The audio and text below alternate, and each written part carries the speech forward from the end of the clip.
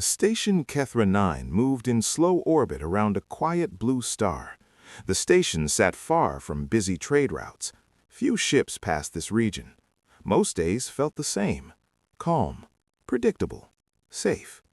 The Coalition built Kethra 9 for one reason: watch deep space and report anything unusual. For 20 years, nothing unusual happened, until the error appeared. Senior analyst Vel sat at his console during the long night cycle. Soft light filled the control room. Screens showed star maps, cargo paths, and old signals repeating in steady patterns. Vel liked patterns. Patterns meant control. Then one pattern broke. A sharp tone cut through the silence. Vel looked down. A red warning flashed across his display. Unknown vessel detected. Database match: none. Vel leaned closer. He thought it was a sensor glitch. "Run automatic identification," he said. The station AI answered at once. Running scan. Shape: non-standard. Engine signature: unregistered. Hull material: unknown. Vel felt a small tension rise in his chest. Unknown ships were rare, but not impossible. Lost explorers sometimes drifted into Coalition space. Then the next line appeared. Origin: calculating. Result: error. Vel blinked. The system did not make errors. "Rel," Vel called. A young technician rolled her chair beside him. "What is it?" "Tell me what you see." Rel read the screen once, then again, slower. "Maybe damaged sensors?" Vel already started a manual scan. Every instrument agreed. The object was real. A single ship moved toward their sector. No escort, no fleet, just one small vessel crossing the dark. "Send a ping," Vel said. A signal shot toward the ship. Standard greeting: identify yourself. They waited. Seconds stretched long. Then a reply arrived, not as data, as sound. The translation system struggled for a moment. Symbols shifted, patterns formed. Finally, clear words filled the room. "Hello, this is Captain Mara Vance of the Terran vessel Horizon. We come in peace." The control room went still. Vel searched the language banks. No match. The translator worked only because the message carried simple math markers. Whoever sent it understood basic universal contact rules. But the species name meant nothing. "Search archives," Vel ordered. The AI responded fast. No results found. Vel frowned. He opened restricted files, explorer logs, ancient records, even rumors collected from the edge of known space. Nothing. "How can a spacefaring species not exist in our records?" Rel whispered. Vel did not answer. He felt the tension grow stronger. "Request central classification," he said. The station AI linked to the Coalition core network. Massive processors began their work. Classifying species: Terran. A pause followed, longer than normal. Environmental origin: extreme. Homeworld gravity: 1.04 standard crushing units. Atmosphere: nitrogen, oxygen, toxic to majority of known species. Surface water coverage: high. Seismic activity: frequent. Storm intensity: severe. Vel felt a cold. He shifted in her chair. Nothing intelligent evolves in conditions like that. The AI continued. Native fauna: multiple apex predators. Microbial density: extremely high. Average lifespan: moderate. Injury survival rate: above expected range. Vel felt cold. "Show threat level," he quieted. "Threat level: calculating." The system paused again. "Threat level: error." The word glowed bright red. Stare stared. "The scale ends at category 10. Vel nodded slowly. The AI corrected itself. Recalculating. Projected classification: Category 12 Deathworlder. No one spoke. Category 12 did not exist. The scale stopped at 10 because scientists believed nothing could survive beyond that point. Vel looked at the tiny ship on the screen. It did not look dangerous. Smooth hull, no heavy weapon ports, no shield spikes. It looked almost peaceful. "Maybe their technology protects them," said Rel, trying to sound calm. Vel shook his head. "Technology fails. A species that grows strong on a lethal world does not depend only on machines." Another alert appeared. The Terran vessel changed speed. It slowed as it reached the outer boundary of station space. Holding position, waiting. "Open visual," Vel said. The main screen shifted. Stars parted around the image of the ship. It was small compared to Coalition cruisers, barely the length of a cargo runner. Yet sensor data told a different story. Hull density was far above expected mass. Heat output was controlled with great precision. Every design choice suggested efficiency, not luxury, not display. Purpose. Vel felt something he had not felt in many cycles: unease. "Should we alert Defense Command?" Rel asked. Vel considered it. Protocol demanded caution with unknown species, especially those outside classification limits. Before he could answer, another message arrived. "Station Kethra 9, we request permission to dock. Our mission is peaceful contact." Simple words, calm tone, no sign of fear. Vel studied the ship again. Most first contact vessels arrived with escorts. They showed strength to avoid attack. This one came alone, either brave or confident enough not to need protection. "Grant outer dock access," Vel said at last. Rel looked surprised. "Are you sure?" Vel kept his eyes on the screen. If they crossed deep space alone, denying them now could create hostility. Controlled welcome is safer. Docking lights activated. Guidance signals reached out like silent hands.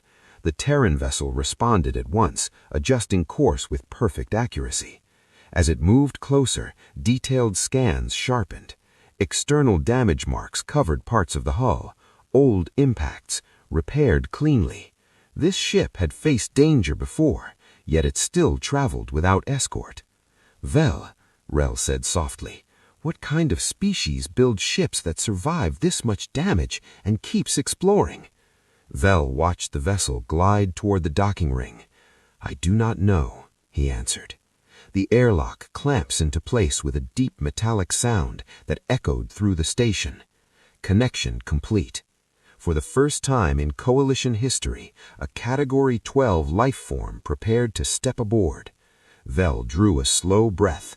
Somewhere inside that small ship was a being shaped by crushing gravity, violent storms, deadly microbes, and endless predators. A being that crossed the void not with a fleet, but with a greeting. Vel could not decide which thought troubled him more, that such a species existed, or that it had finally found them. The docking tunnel stayed sealed for several minutes after the Terran ship locked into place. Safety protocol required full atmosphere testing before any hatch could open. Normally, this step felt routine. Today, every second felt heavy. Inside the control room, no one spoke loudly. Even the quiet hum of machines seemed sharper. Vel watched the live feed from Docking Bay 3. Thick doors stood between the station and the unknown visitor. "Atmosphere reading complete," the AI announced. "Terran vessel maintains higher oxygen ratio than Coalition standard. Trace organic particles detected." Rel turned toward Vel. "Organic particles?" Vel answered without looking away from the screen. "Likely microbes," Vel said. He remembered the data: extremely high microbial density. Most species spent centuries removing harmful organisms from their environments. Clean worlds meant safer evolution. But this species came from a world full of microscopic life. "How are they not constantly sick?" Rel asked. Vel answered without looking away from the screen. "Perhaps they are. Perhaps they simply survive it." Another tone sounded. "Docking pressure equalized. Visitor requests hatch opening." Vel hesitated for the first time since the signal arrived. Every instinct told him this moment mattered. "Open the outer hatch," he said. Far below, massive metal doors slid apart. Mist drifted through the tunnel as pressure balanced fully. Then the inner hatch of the Terran ship released with a short burst of vapor. A figure appeared in the doorway. At first glance, the being looked smaller than many Coalition species. No heavy armor covered the body, no external breathing unit, no visible natural weapons like claws or spines. Just a fitted dark suit with thin lines of silver across the arms. The figure stepped forward, steady, unhurried. Vel studied every movement, balanced posture, controlled breathing, eyes scanning the environment without sudden turns. Not prey behavior, not panic. This was the movement of a creature used to unknown places. "Life form scan active," the AI whispered. "Internal skeleton detected, dense structure, muscle fibers compact, heart rate elevated but stable, neural activity high." The figure reached the midpoint of the tunnel, then stopped. She raised one empty hand slowly, a gesture of peace recognized across many cultures. "Station Kethra 9, her voice came through the external speakers, clear and calm. "I am Captain Mara Vance. Thank you for receiving me." Vel activated the chamber microphone. "You may proceed, Captain." The inner station door opened. For the first time, a human stepped onto Coalition ground. Several security drones hovered near the ceiling. Their scanners ran without pause. Mara glanced at them briefly. She did not seem nervous. Instead, she smiled. "Standard security. Good. Means you plan to live long." Rel blinked. She jokes? Vel felt a strange shift in the tension. Humor during first contact was rare. He moved toward the greeting platform as Mara entered the chamber. Up close, more details appeared. Her skin showed faint marks, old scars. One crossed the back of her hand, another near her jawline. He checked the data again. Injury survival rate above expected range. This was a being who healed and kept moving. "Welcome to Kethra 9, Vel said. She nodded once. "Glad to finally meet someone out here." "Finally?" Vel asked. "You are not easy to find. Your signals are quiet." Vel noted that. Humans had searched for others. That meant curiosity drove them across deep space. "Before formal talks," Vel said carefully, "we must confirm biological safety. Do you carry any harmful organisms?" Mara thought for a moment. "Well, yes, many, but they are normal for us." The room grew still again. She noticed their reaction and added, "Most cannot survive outside our bodies for long. Different chemistry." Vel signaled for the medical scanners to continue at maximum range. "So your species coexists with microbes?" Rel asked. "Since the beginning, they help us digest food, protect our skin, even train our immune system." "Train?" Rel repeated. "Yes, our bodies learn to fight threats early." Vel saved the phrase, "bodies that learn, adaptive biology." He guided Mara toward the observation corridor. As they walked, gravity plates adjusted slightly. Station gravity matched the Coalition comfort level. Mara paused mid-step. "Feels light," she said. Vel was surprised. "This is standard gravity."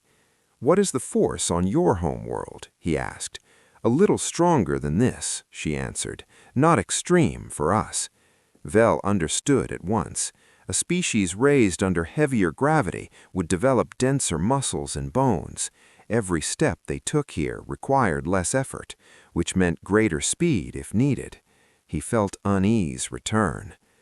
They reached the observation window. Stars burned quietly outside.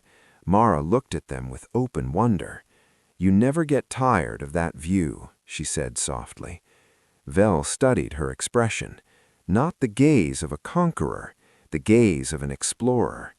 "Why travel alone?" Vel asked. Easier to approach new species without a war fleet behind you. You expected fear? Fear keeps people alive, Mara said simply. Ignoring danger is how species go extinct. Vel noticed she did not say if humans feared extinction. Perhaps they learned long ago how to avoid it. Suddenly, a sharp alarm cut through the corridor. Containment warning, Lab Wing C. Vel's channel came over the channel, tight with worry. Seal the corridor. Do not let it reach public zones. Mara looked toward the flashing lights. What happened? She asked.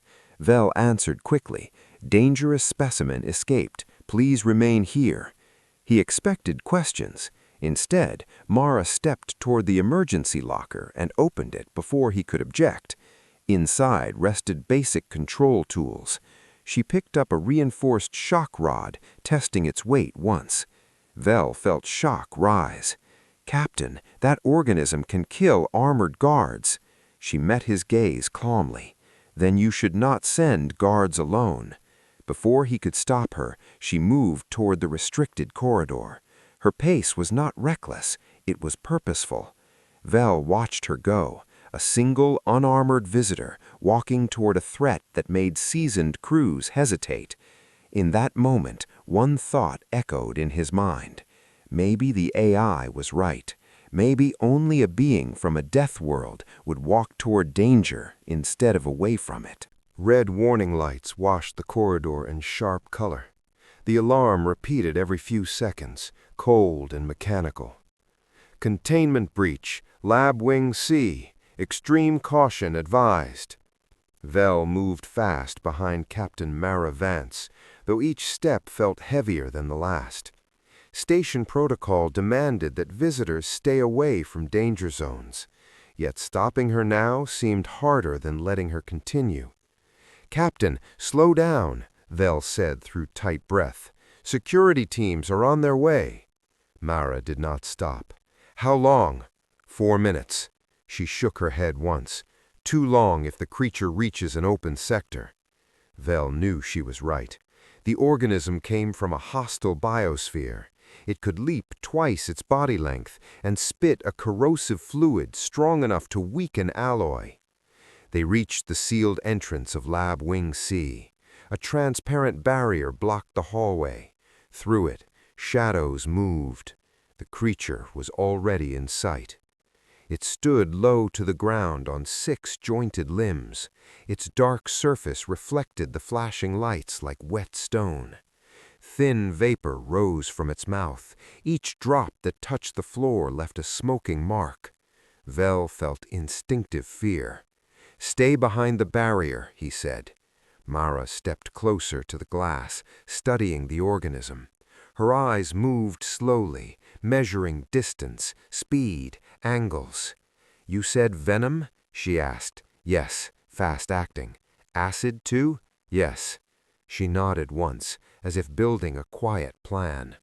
Vel tapped his wrist console. Activate drone suppression. 2 small drones slid into the corridor from ceiling ports. They aimed stun pulses at the creature. The organism reacted with explosive speed. It struck the first drone out of the air. Metal hit the wall with a hard crack. Acid splashed across the second drone's lens, blinding it before it fired. Both machines fell silent. Rel's voice came over the channel. Drones disabled. Security still 2 minutes out. Vel felt his pulse rise. If the creature broke through another door, civilians in the habitation ring would be at risk. Mara exhaled slowly. Can that barrier open manually? She asked. Vel stared at her. You cannot be serious. If it reaches the next junction, you will have a station-wide panic, she said. Open it halfway, just enough for me. That is against every safety rule we have. She looked at him, calm but firm. Rules help when you have time. You do not have time. Vel hesitated. Training told him to refuse. Logic whispered that waiting could cost lives. He entered a command. The barrier lifted halfway with a low, mechanical sound. Hot air drifted out. The The smell was sharp, almost metallic. Mara stepped forward. "Captain," Vel said quietly, "why are you doing this?" She glanced back for only a moment. "On my world, if you wait for perfect safety, you become food." Then she moved inside. The barrier closed behind her. Vel's hands tightened. Through the glass, Mara advanced slowly. The shock rod rested loose in her grip, not raised, not threatening. The creature noticed her at once. It turned with a hiss that vibrated through the floor. For one long second, both stood still. Vel realized something then. Neither acted like prey. The organism lunged first. Its body shot forward with terrifying speed. Mara shifted sideways at the last instant. The movement was smooth, almost effortless. The creature crashed into the wall where she had stood. Before it recovered, she struck. The shock rod connected with a joint near the front limb. Blue current snapped across its surface. The creature shrieked, but did not fall. Vel's breath caught. "Current ineffective," Rel shouted over comms. The organism spun and spat a stream of acid. Mara raised the rod, deflecting part of the spray. Drops struck her sleeve. The fabric darkened, but did not tear. "Protective weave," Vel noted with relief. The creature charged again, angrier now. Mara retreated 2 steps, guiding it away from the junction door. Her eyes never left it. She was not just reacting, she was controlling the space. Another leap. This time she moved forward instead of back. Vel almost shouted in alarm. She slid to the creature's side and drove the rod downward at the base of its neck. A stronger pulse fired. The organism convulsed. Still not enough. It twisted violently, knocking the rod free. Now there was no weapon between them. Security was seconds out, but seconds could stretch into disaster. The creature raised its head for the final strike. Mara did something Vel did not expect. She stepped closer, too close. Her hands shot out, grabbing a hardened ridge behind the creature's jaw. She used its own momentum, turning its head sharply toward the floor. There was a cracking sound. The organism went still. Silence flooded the corridor. For a moment, no one spoke. Then Mara released her grip and stepped back, breathing hard but steady. "Is it dead?" Rel asked. Medical sensors scanned. Confirmed. Neural activity ended. Vel felt his knees weakened with relief. The barrier lifted again as security teams rushed in, weapons ready. They stopped when they saw the motionless creature. One guard looked from the body to Mara. "You did this? Alone?"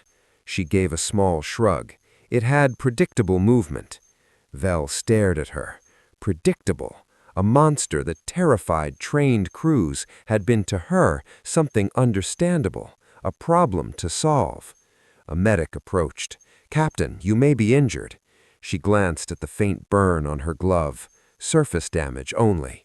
Vel stepped closer, still trying to process what he had seen. "You moved toward it," he said slowly. "Most beings would run." Mara met his gaze. "Running is useful when escape is possible, but if something threatens your group, sometimes you stand." Vel updated the file in his mind. Threat response, direct engagement. Pain tolerance, high. Fear control, exceptional. As the security team carried the creature away, Vel noticed several crew members watching Mara with open disbelief. The fear that filled the station minutes ago had shifted. Now it mixed with something else, respect.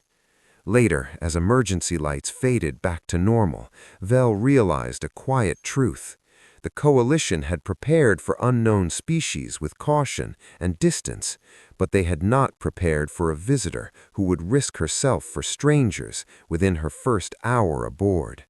Vel looked at Mara, this being shaped by crushing gravity and relentless danger. One thought settled deep in his mind. If this was what one human could do without armor, without backup, without hesitation, then the galaxy had not understood the meaning of Deathworlder. The station returned to normal operations within hours, at least on the surface. Lights dimmed back to their usual glow, civilian sectors reopened. The dead organism was sealed for study.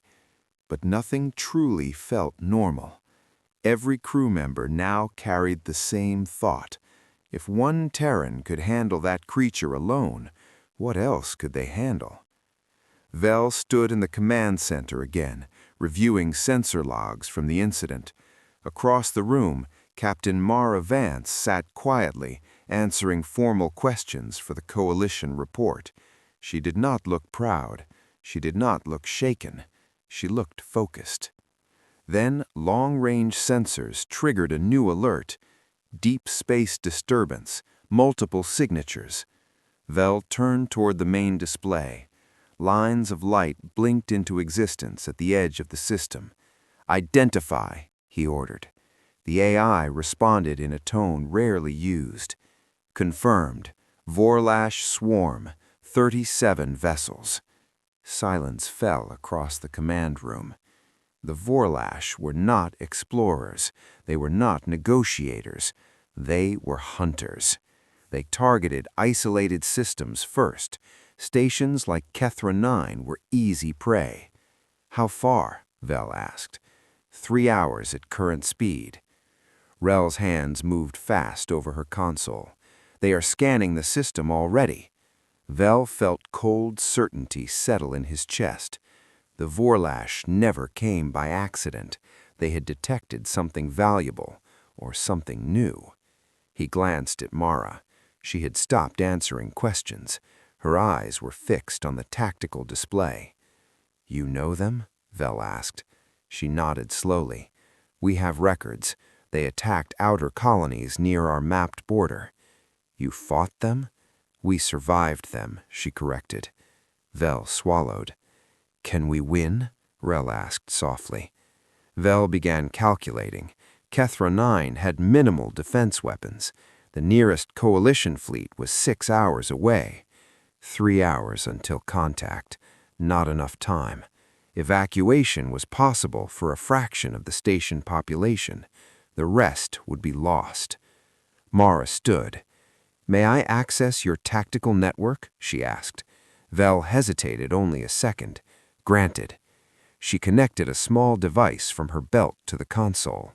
Data flowed quickly across the screen. "What are you doing?" Rel asked. "Sending a tight beam signal home," Mara replied. Vel looked confused. "Your world is far beyond mapped space." "Yes. How long until help arrives?" Mara did not look away from the display. "That depends on how serious they think this is." Vel felt frustration rise. "We do not have time for uncertainty." She finally turned to face him. "You have 3 hours. That is enough to prepare." "For what?" Vel demanded. "For them to underestimate you." The Vorlash fleet shifted formation on the screen. Their ships resembled dark spines, sharp and layered.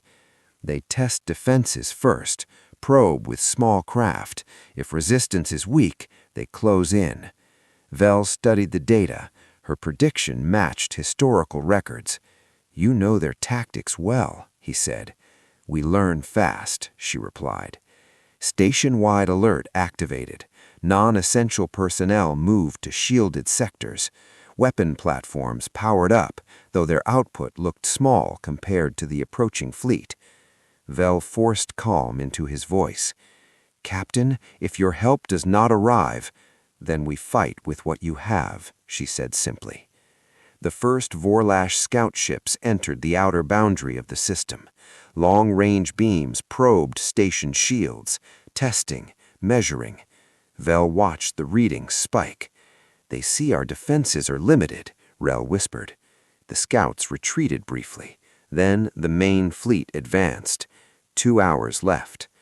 Mara stood beside Vel at the central console. "You are afraid," she said, not as a question. "Yes," Vel answered honestly. "Good," replied Mara.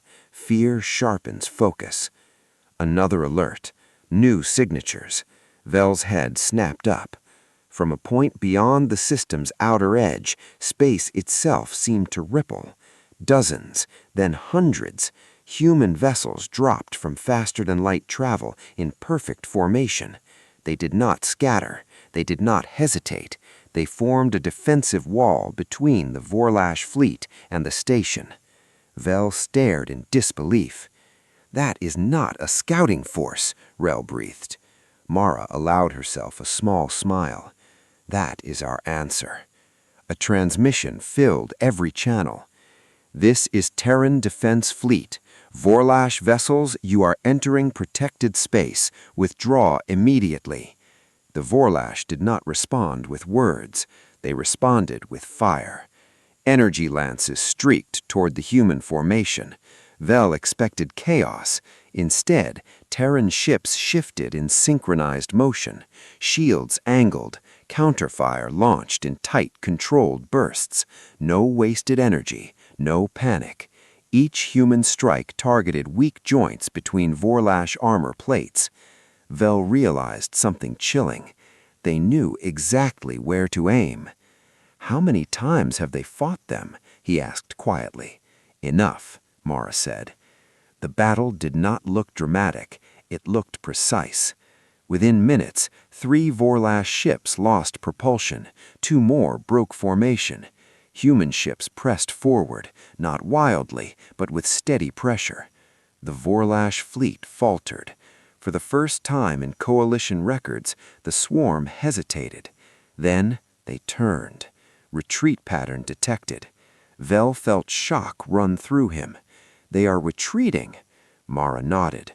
"Predators avoid prey that fights back harder." The human fleet did not chase far. They held position until the Vorlash signals faded from sensor range. Silence returned to the system. Vel leaned back slowly. 3 hours earlier, Kethra 9 faced destruction. Now it stood protected by a fleet that arrived faster than reason allowed. "How did you mobilize that many ships in under 3 hours?" Vel asked. "We keep rapid response groups near the frontier," Mara said. "Deathworlders plan for worst cases." Vel looked at the Terran fleet, still forming a protective barrier. "You called this protected space. Yes. You do not own this region." Mara met his gaze calmly. "We protect our neighbors. Ownership is less important than survival." Vel realized something deeper then. Humans were not dangerous because they enjoyed war. They were dangerous because they prepared for it constantly. And when they chose to stand beside you, they did not stand halfway. They stood completely. On the main screen, Terran ships rotated slowly, guarding the system as if it had always been theirs to defend. Vel felt a shift inside himself. Fear had defined the first contact. Now something else replaced it. Trust, born not from words, but from action. And somewhere beyond the edge of coalition space, a species from a violent blue world had drawn a clear line in the stars. Cross it, and you would not face one station alone. You would face humanity. The system remained quiet for the next several hours, but no one on Kethra 9 truly relaxed. The Terran defense fleet still held position beyond the station, their ships arranged in layered rings like silent guardians. Vel stood near the observation deck, watching the human vessels glide in slow patrol paths. Their movements were smooth and disciplined. No ship drifted out of place, no signal overlapped. It was order without visible command. Captain Mara Vance joined him, her hands resting lightly behind her back. "You expected them to chase the Vorlash," Vel said. "We do not chase enemies into darkness unless needed," Mara replied. "Driving them away is often enough." Vel studied her reflection in the glass. "You respond to threats faster than any species we know. How?" Mara answered without hesitation, "Because waiting too long once cost us everything." Vel turned toward her. "Explain." She remained quiet for a moment, as if choosing words carefully. "Early in our expansion, one of our outer colonies ignored warning signs, strange signals, missing ships. By the time help arrived, the colony was gone. After that day, we changed our doctrine. Doctrine? Vel asked.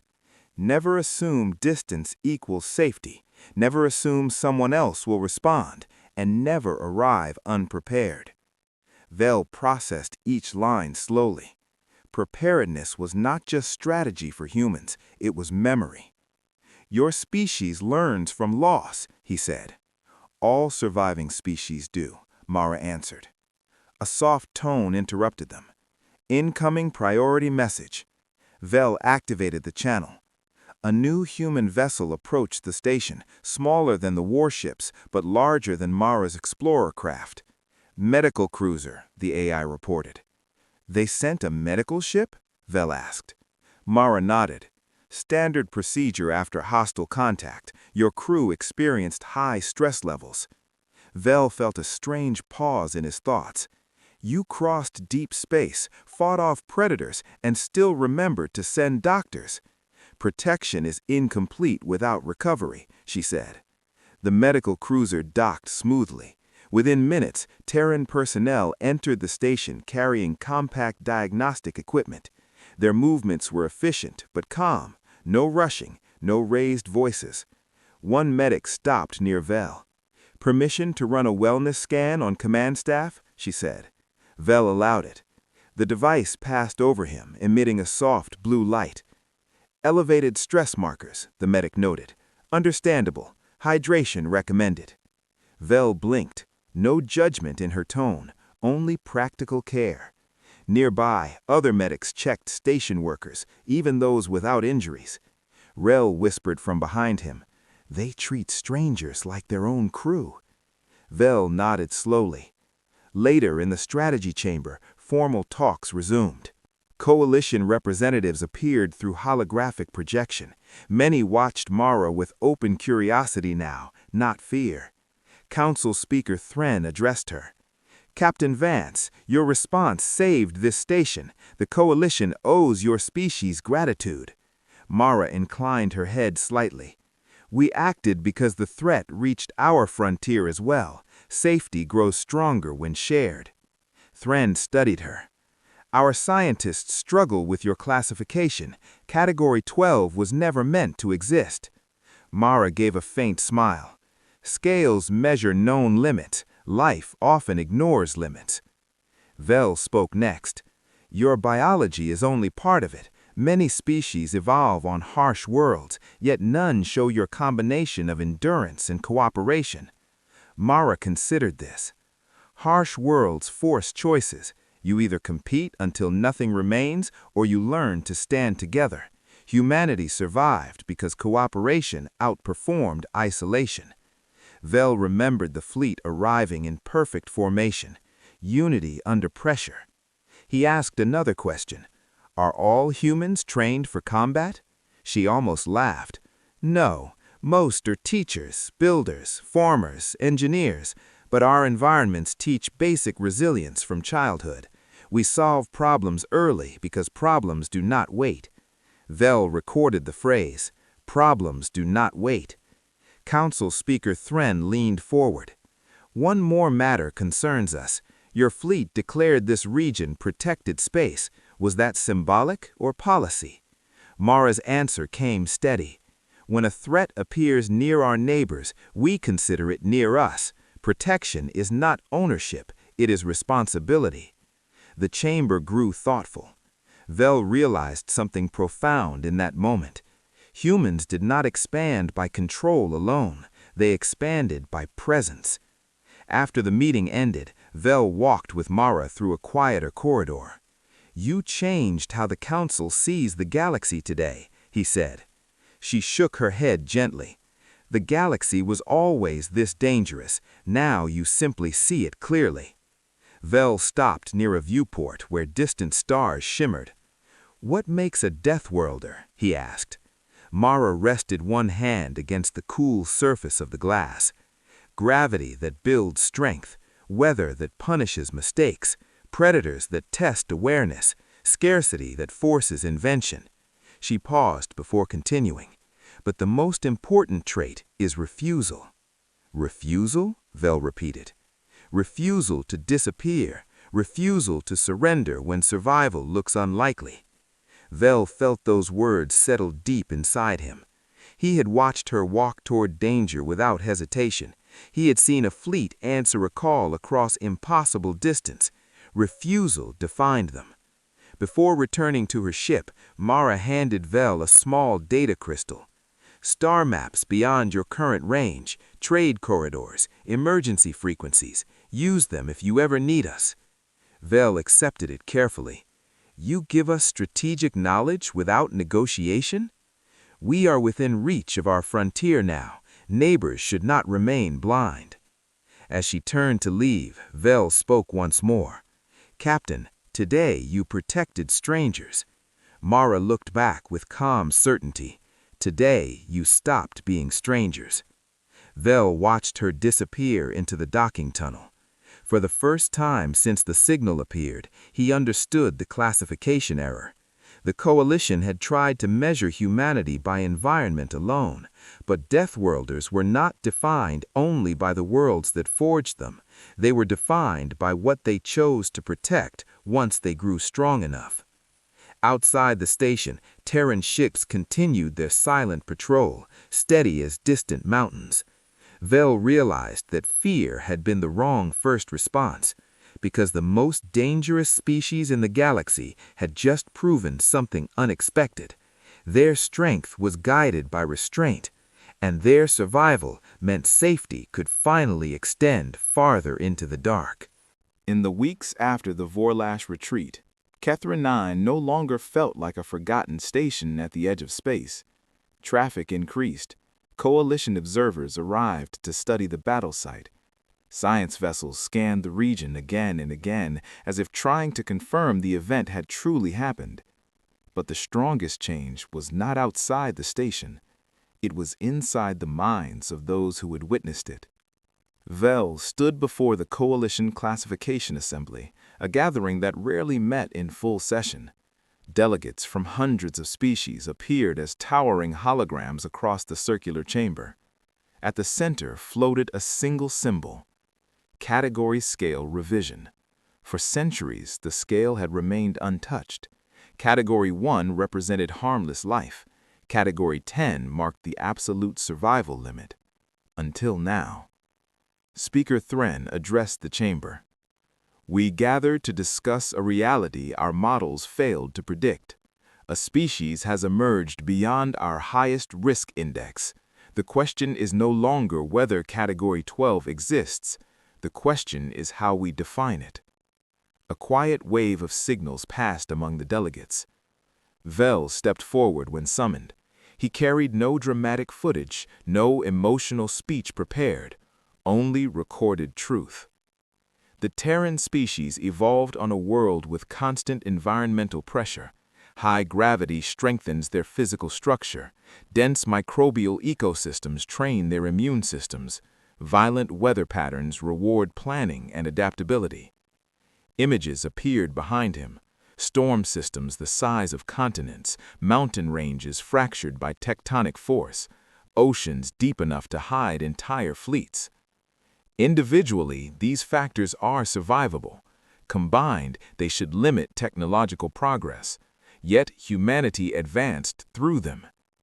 One delegate interrupted. Physical resilience alone does not justify Category 12. Many predator species rank high without exceeding 10. Vel nodded once. Agreed. Biology explains their foundation. Behavior explains the rest. He signaled for the battle recording. The chamber filled with the silent precision of Terran ships forming a defensive wall. No demand for territory, no negotiation delay. They responded to a threat against neighbors without guarantee of gain. Another delegate asked, strategic expansion often hides behind gestures of protection. How do we know this is not control? Vel answered without hesitation. Because they withdrew their fleet perimeter once the threat passed, because they shared navigation data freely, because their medical crews treated our personnel before tending to their own ships. A low murmur spread through the assembly. Vel let the silence grow before speaking again. The danger of humanity does not come from aggression. It comes from capability combined with commitment. He paused, choosing the final words carefully. They do not seek conflict, but when conflict reaches their allies, they end it with decisive force. Speaker Thren inclined her form. Your conclusion, Analyst Vel? Vel drew a steady breath. Category 12 should not mean uncontrollable destruction. It should represent a species shaped by extreme conditions, capable of exceeding predicted limits, and most formidable when defending others. The chamber dimmed slightly as delegates processed the proposal. Moments later, a new presence appeared. Captain Mara Vance joined the session through secure transmission. She had not requested to speak, yet the assembly granted it unanimously. Her image stood calm at the center. We did not come to your space to redefine your scale. Exploration drives us. Curiosity drives us even more. Speaker Thren responded. Your existence already redefines it.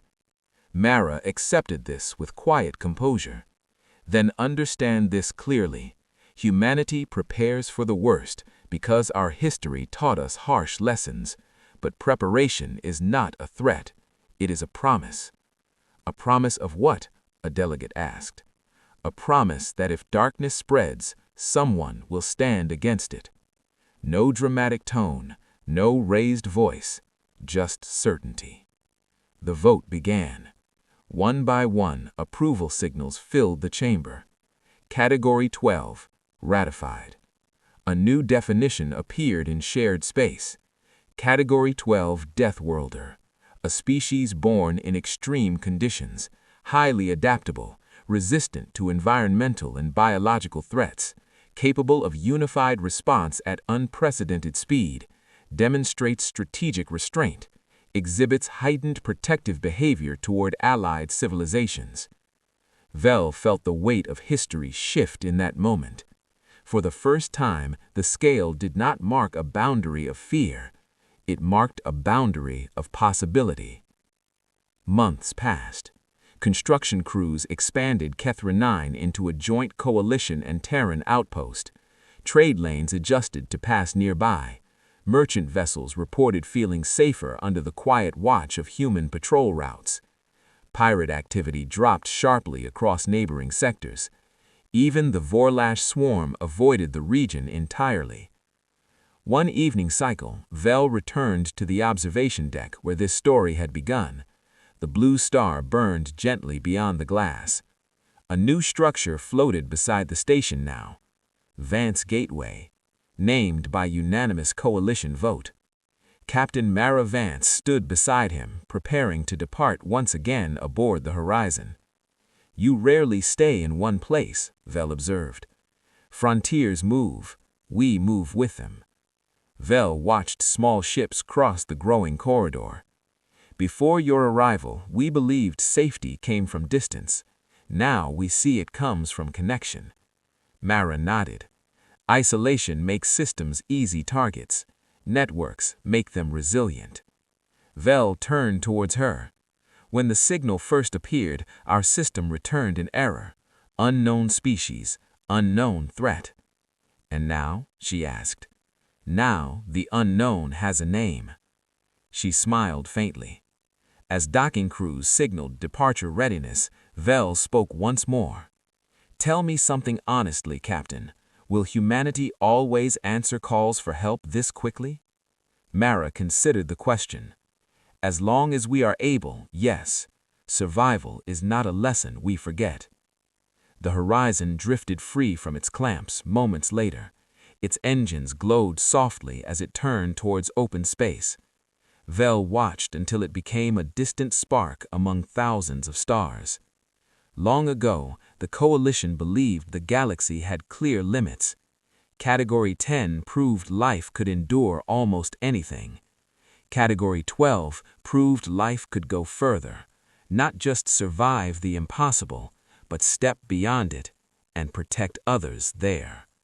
Vel looked across the growing network of lights, each one representing a world that no longer stood alone. For the first time in recorded history, the far edge of explored space did not feel like the end of safety. It felt like the beginning of something stronger. Because on a distant, storm-filled world, a species had learned the hardest lesson evolution could teach. Survival means more when it is shared. And the day aliens met a Category 12 Deathworlder became the day the galaxy understood what true resilience looked like.